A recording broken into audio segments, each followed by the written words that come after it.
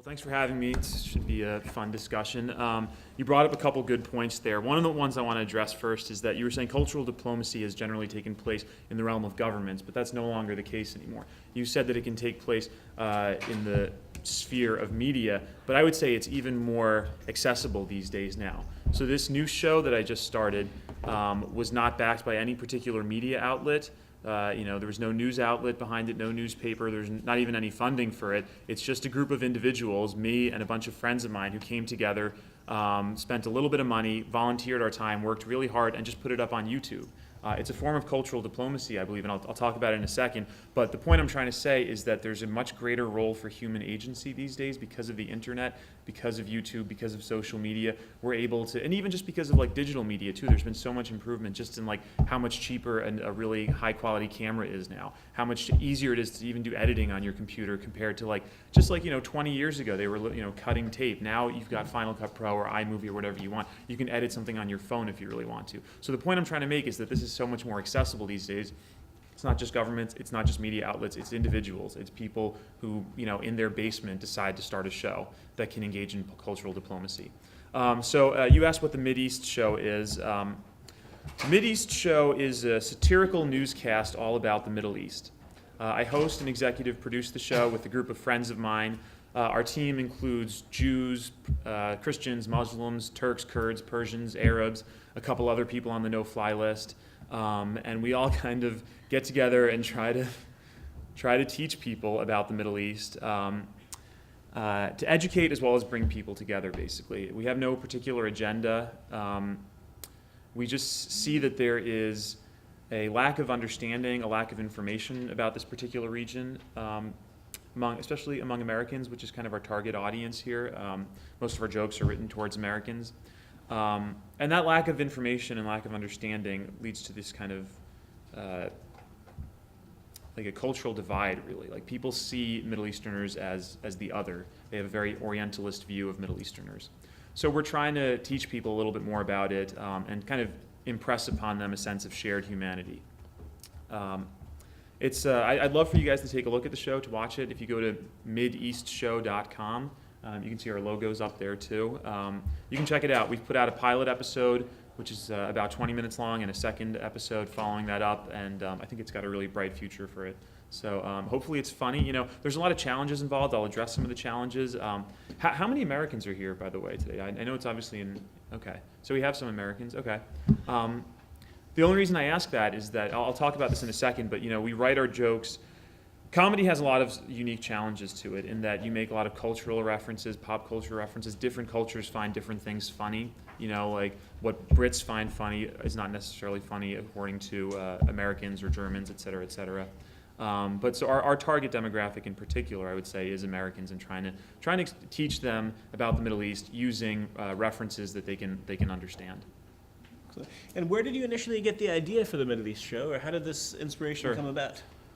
Well, I'm bicultural myself. My parents are both from Iran, so I grew up with Persian culture around me, but obviously I'm very influenced by American culture as well, because I'm from New York. So I go to Iran sometimes, and I was in Iran in January. And while I was in Iran, I came to this realization that inspired me to start the show. And the realization was that my friends in Iran and my friends in the United States would probably get along with one another just because they've got a sense of humor.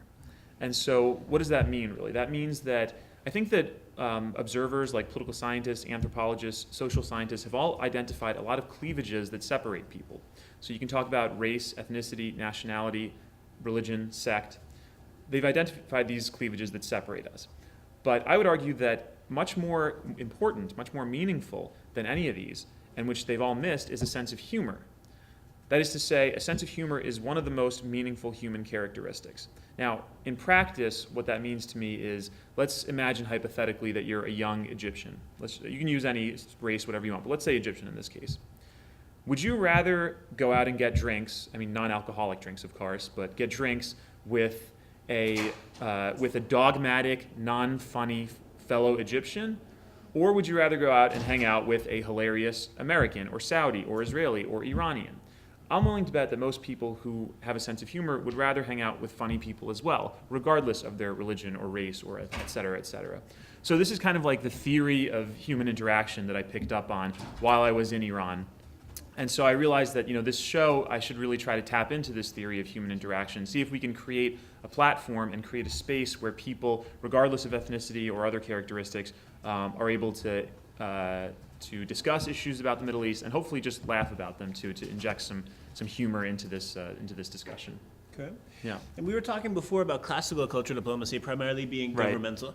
Traditionally, it was always how do we win the hearts and minds of foreign audiences. Mm-hmm. I remember when you and I spoke, we were discussing also about really the need today to build understanding, to build trust. So how, in your opinion, would you see your TV show as an example of cultural diplomacy? And maybe what is cultural diplomacy to you? Sure.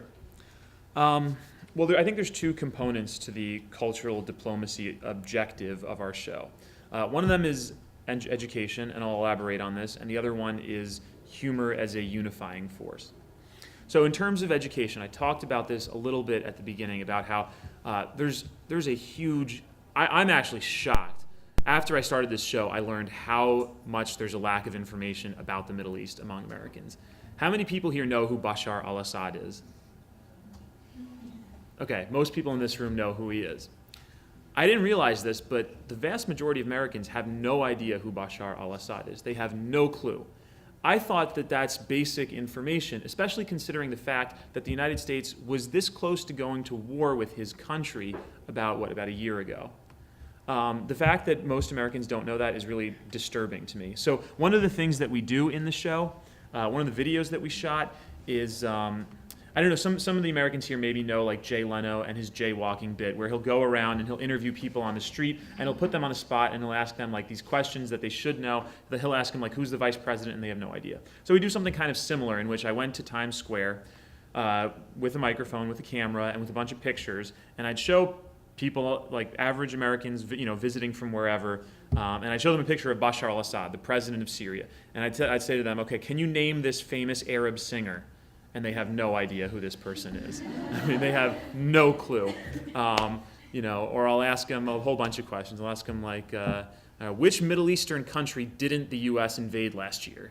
And they have no idea. They just have to think about it. It's just so it's just putting people on the spot. So the point I'm trying to make is that basic information, like knowing who the president of Syria is, a country with which we were this close to going to war, is not something that I can assume among the American population. I should assume that they have no idea who he is.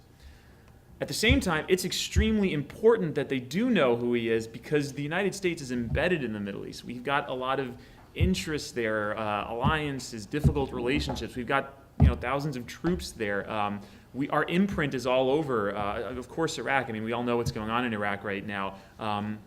In Afghanistan. I mean, every country in the Middle East has an important relationship for the United States. So it's so important that Americans know about the Middle East, and yet at the same time, we know, by and large, we know almost nothing about it. So what I want to do about this is again, try to educate them. And I realize that the only way to try to educate people about it is to try to use some form of entertainment and to use humor in the process. So the entertainment is really kind of the bait to get people to, in the process, ingest something that's actually good for them, which is some of this information. So in the process, because, I mean, within the context of cultural diplomacy, I want to stay on this topic. What it is that I'm the kind of broader cultural diplomatic mission that I'm trying to impress upon people is what's my personal international relations, I call it my mantra for international relations. I've studied international relations for a while, and my personal mantra is that one should hold all governments to the same standards, including your own. So what that means is that if you're going to criticize another government, a foreign government, for some particular practice, you should be just as willing to look at your own government and ask, well, what are they doing, and should I criticize them as well? I think that we have a tendency to inculpate foreign governments and whitewash or exculpate some of the actions of our own governments, and I think that our country and our government would be better served if we held our own government to the same standards. So an example of this. So I study U.S.-Iran relations really closely, especially the nuclear issue. So I would say in practice what that means is that if you're observing and analyzing the U.S.-Iran nuclear issue, let's say as an American, if you're going to criticize Iran for dragging its feet in the negotiations and not being an honest broker, well, you should just be just as willing to look at the United States and ask, well, have they been really invested, in diplomacy for the past 34 years or, the past 10 years in discussing the nuclear issue? And I think if you use that objectivity lens, where you hold all governments to the same standards, I think you'll see that, our government is far from perfect, and we should keep the same standards across the board and really be willing to criticize. So that's kind of the international relations mantra that I think can help inform some cultural diplomacy as a result of this show. There's a comedic extension to that. The kind of comedic equivalent of my international relations mantra is that what we try to do in the show from a comedic standpoint is to identify absurdity as it pertains to the region and then satirize that absurdity. So the reason I say that is that our goal is not to be like the anti-Israel show or the anti-Islam show or the anti-US show. That's not it at all. The absurdity can take place in a lot of different forms. It can take place in all the countries. It can take place in any of these religions and among any of these governments, among any of these ethnic groups. And it's not just absurdity within the countries in the Middle East. It's absurdity in U.S. foreign policy towards the region as well, which we try to satirize. And so what I'm trying to, again, to impress upon people is that it's not just one country or anything that we're going after. It's really just like this sense of absurdity that's out there. And if we can all kind of be fair and have a sense of humor about it, probably we can laugh in the process at some of the absurdity that exists in this region. And I think that will actually lead to the second goal, the second cultural diplomatic goal of the show, which is humor as a unifying force as well. I kind of talked about this already, so I don't want to repeat myself again, but I was talking about this theory of human interaction, which places a sense of humor much higher than race or ethnicity or anything like that. So what I'm saying is that by satirizing absurdity and by doing it in a very even-handed, fair way that shows that we're not just against one country, we do it in a really fair way, I think people will actually be brought together and will be unified as a result of this. And I think that goes a long way towards promoting cultural diplomacy. One example I would bring up, if you guys check out the show at mideastshow.com, you'll see there's a part in our pilot episode where, again, I'm going to come back to the Iran nuclear issue, but basically I will, in the show, I go after Israel's Prime Minister Benjamin Netanyahu, who has said over and over again that time is running out. Those exact words, time is running out on the Iran nuclear program. He said it in 2011, he said it in 2006, and we even found video of him saying time is running out in 1996 at the U.S. Congress. So for 18 years now, time has been running out, basically. And I'd make a joke about it in the show. At the same time, though, the purpose of the show is not just to go after Israel or Benjamin Netanyahu at all. I also show, why is it that Israel is so threatened by Iran? And then I show some of the ridiculous, really ludicrous things that some of Iran's military leaders and religious leaders have said about Israel in order to try to be fair and even-handed and really understand this issue from a broader sense.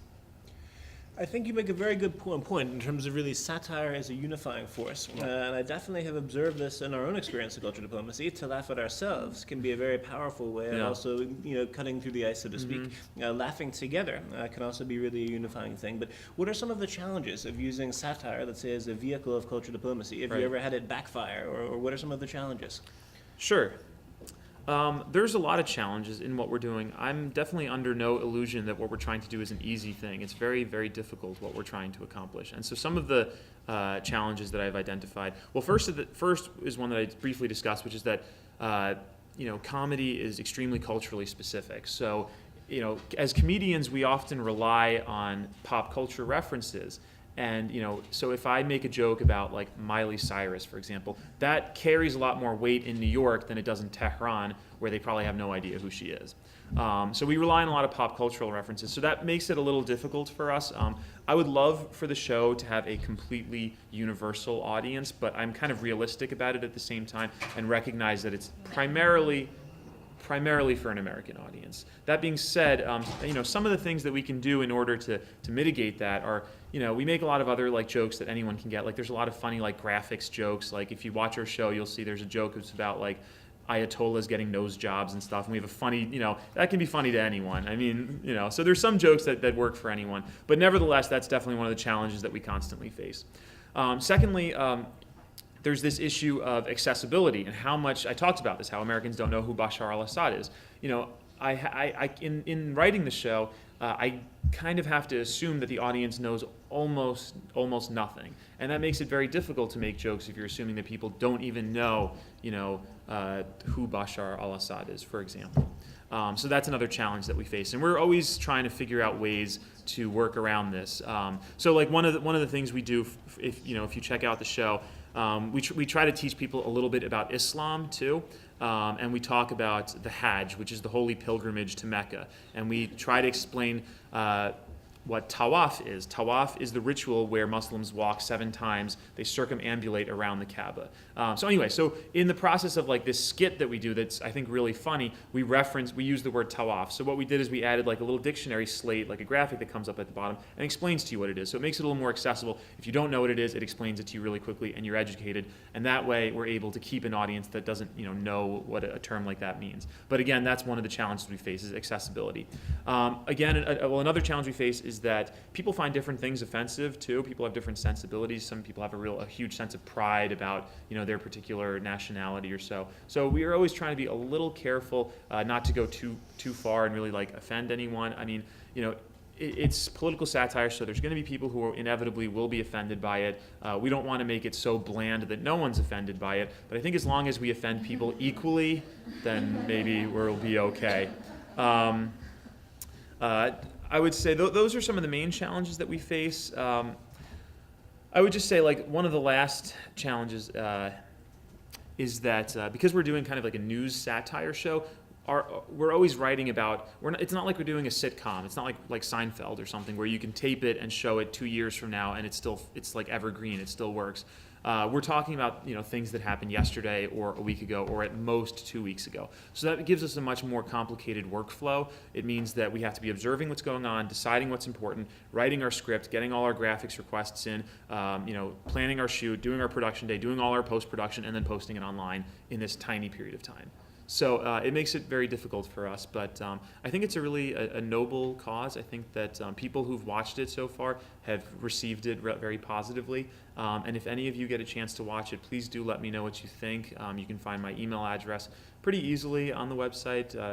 If not, you can email me at kayvon@mideastshow.com.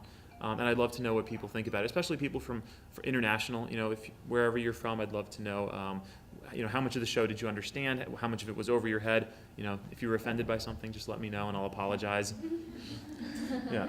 Oh, thank you very much. I wish we had time to actually see the show now, but we're under a little time pressure with the speakers. But what I would like to do is to open up the conversation, at least briefly, to all of you for sort of questions or comments that you might have for Kayvon Afshari about the Middle East show and about this idea of actually satire as a vehicle for culture diplomacy. So is there anyone who'd like to maybe pose a question or make a comment to Mr. Afshari? Okay, please, one of our next speakers.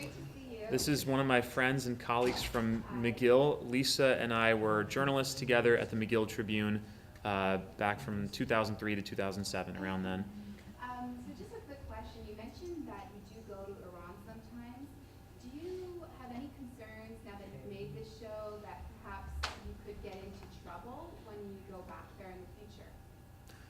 Yeah, I definitely thought about this from the very beginning, and the short answer is yes, a little bit. I am. I don't think I've said anything that really crossed any specific red lines in Iran. I was pretty careful about that. So I know what the red lines are there, and I was careful not to really cross them. But that being said, I would definitely think long and hard before just hopping on a plane and flying to Iran via Turkey or via UAE, since there's no direct flights there. And it was honestly, it was a really difficult decision for me to make, because going to Iran is something that is important to me. But this show became such an important thing to me that it honestly came down to the point that it was like, well, if this is something that I really have to sacrifice for the show, then I'm willing to do it.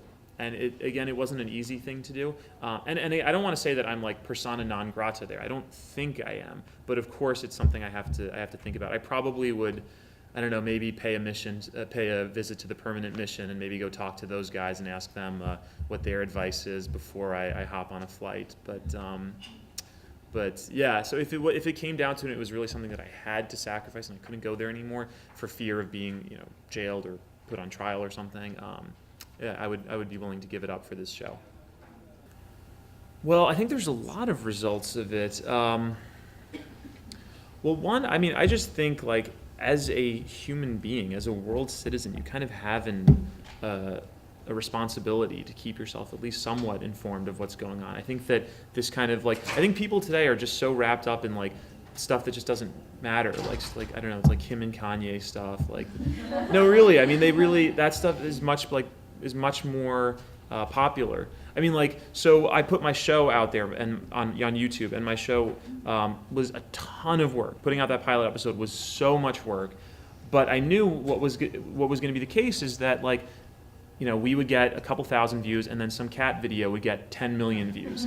And of course that's the case because that's what people want to watch. But no, I think just there's kind of this moral responsibility to see beyond, what you can see right in front of you, to see beyond New York City or beyond San Francisco or wherever you're from, and know, what is going on in Syria or Afghanistan or Iran or wherever, Bolivia, Ukraine. We discussed Ukraine earlier today, and people were really well educated about it. So first, I think there's kind of that human responsibility that you should know about it, because these are other human beings that are being affected by these conflicts and whatever other issues they're facing in the Middle East.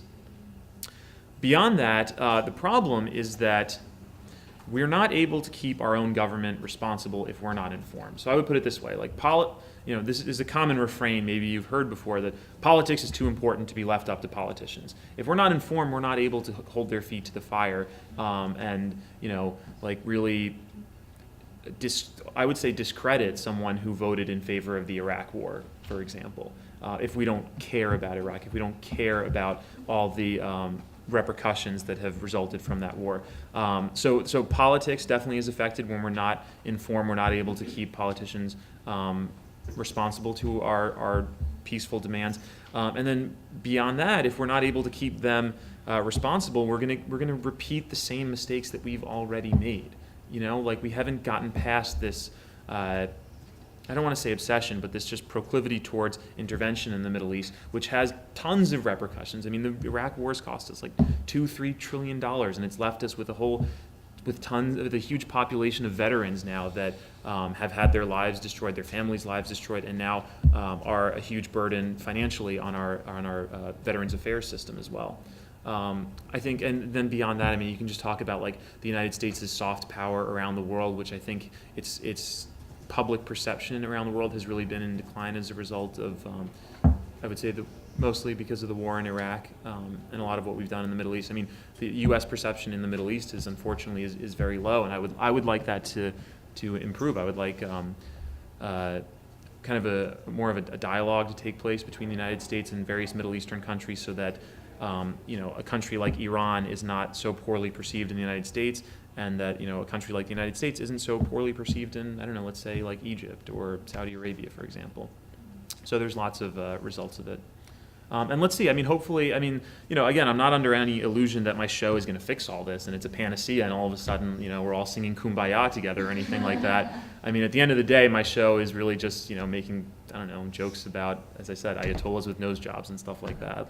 It's to get people to laugh, but in the process, hopefully, I can just move the discussion a little more towards a positive light rather than this constantly, negative discussion that we've been having about the Middle East.